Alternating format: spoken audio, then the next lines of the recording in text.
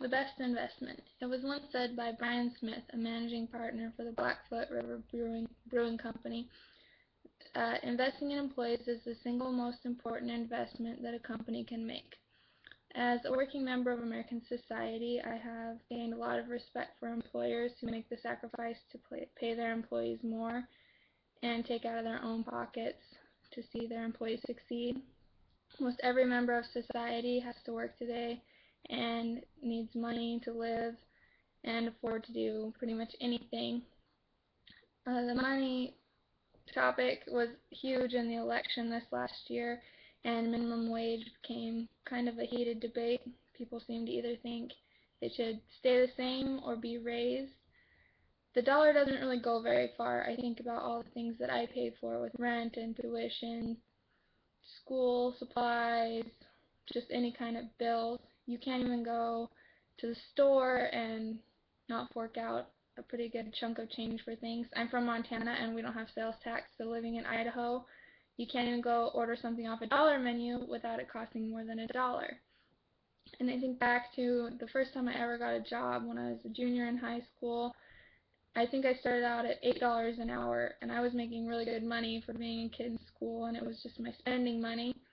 And I think now there are people out there, adults with families, who work hard and full-time jobs, and they're still making that amount of money. And I don't know how an adult could afford to live on that. The first minimum wage law was passed in 1938, and it guaranteed workers about 25 cents an hour. So while the dollar amount has increased over the years, it's actually been a 30% decrease when you factor in inflation and what the dollar is actually worth now. It hit its glory days in the 1960s, was when people seemed to be making the most amount of money. Since then, since 2009, it was set to $7.25 an hour. So for a person working 40 hours a week, 52 weeks a year, no vacations, that's full time, they make about $15,080 for the whole year. And $11,490 was considered poverty in 2012. And even if you were in the second tier of poverty, you still only make about $15,282. So either way, you're barely scraping by. Almost 15 million citizens were in poverty throughout the year, and although you may feel like you make above poverty level, at that kind of money, I probably wouldn't go out and throw a party because that's probably about a week's worth of your pay. So I'm just going to discuss a few reasons why I think that the minimum wage should be raised. The first is the record shows that employees who are paid more work harder and return more to the local economy. They're happier, they want to be at work, they say good things about your business. I know there's nothing more unflattering than you run into someone who works somewhere down the street and they have nothing good to say about where they work. It doesn't really make me want to shop there or think positive things about it. A raise in minimum wage is also smart for the economy because it benefits everyone. It's not just a certain amount of people that would benefit from it.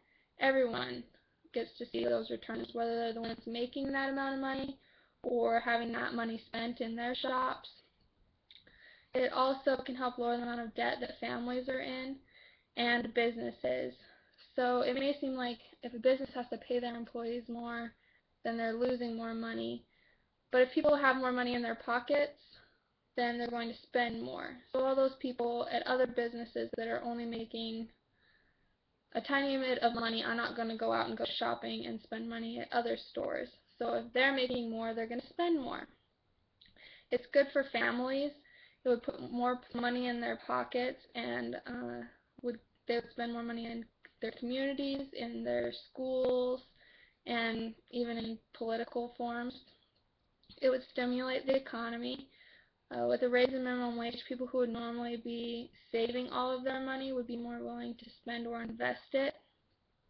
I know that if I feel like I'm barely making any money, it's really hard to make the sacrifice to put any in savings or put it in a bank and not touch it or things like that. You kind of feel like you don't have enough wiggle room to do that. 58% of the growth in our country has been through low-wage jobs. Many of these added positions pay the minimum wage or just above it. So while we're trying to get more and more people working and off government welfare programs and things, they're not the ones making $20 an hour. They're the ones making minimum wage. So 58% growth, that's a really large chunk of people that this wage affects. It would also reduce the amount of debt that families are in.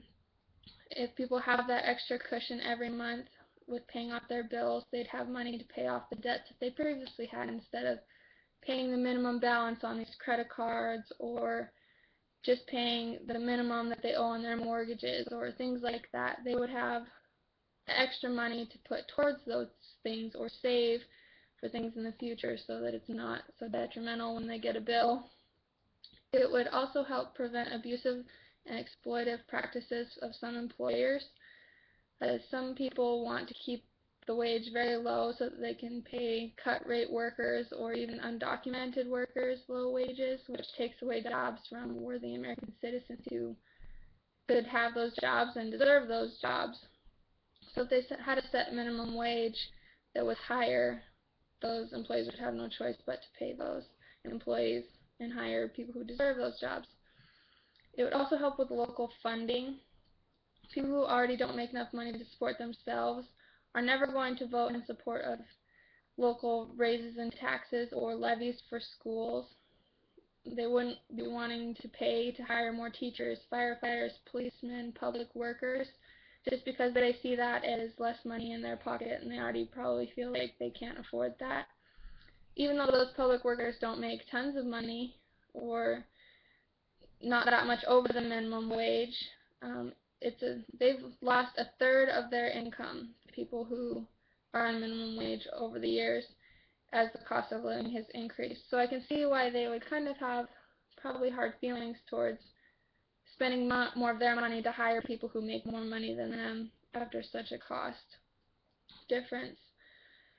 So in conclusion, if small businesses will pay more out of their pockets to their employees, they will in return make back with increased revenue as members of the community spend more. Productivity will increase as their employees feel more valued and appreciated. They're going to work harder and help those businesses succeed more. Paying our employees well is not only the right thing to do, but it makes for good business. And that was from Jim Senegal, who's the CEO of Costco. And I think Costco is huge. They employ so many people. It's just like Sam's Club or big places like that. They're very successful businesses. So if they can see the value of paying their employees more, and paying so many employees more really adds up, then it shows that it's probably pretty important. With the current cloud that looms over our society and Americans, with the way that the economy is right now, an increase in the minimum wage can give them that ray of hope to feel like families can face smaller financial burdens and give them more money to put back in our nation's economy for tomorrow.